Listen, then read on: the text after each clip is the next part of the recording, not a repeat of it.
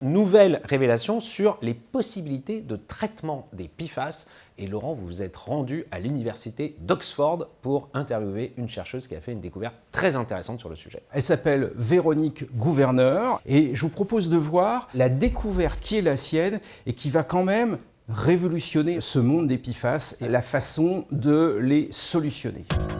Véronique Gouverneur est directrice du laboratoire de chimie d'Oxford. Avec son équipe, elle a fait une découverte géniale, réussir à détruire des PFAS, que l'on appelle pourtant couramment les polluants éternels.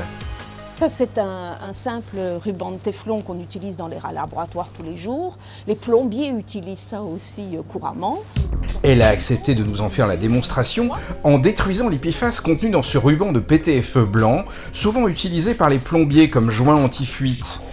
On ne prend pas de précautions spéciales, on met juste un morceau de téflon, on va mettre la quantité de phosphate qu'il nous faut pour détruire toutes ces liaisons carbone-fluor. On utilise un sel de phosphate qu'on peut manipuler sans problème. Là, c'est le sel de phosphate. Sur ce morceau de PFAS, donc, elle a ajouté du sel de phosphate. Ensuite, il est placé dans un petit récipient où il va subir une réaction chimique. Donc on va mettre dans le réacteur le téflon ou le polymère fluoré et le sel de phosphate. Donc on arrive en fait à complètement détruire cette chaîne carbonée fluorée.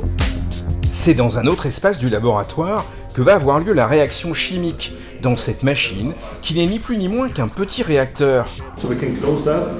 Un processus qui va durer 3 bonnes heures. At the end, when it's finished, the PFAS is destroyed. Yes, it's quantitatively destroyed, so we do not find any PTFE left anymore. This machine can destroy each PFAS? Yes, all class of PFAS. And if you open it now, you see it's black. It was white before. That's magic.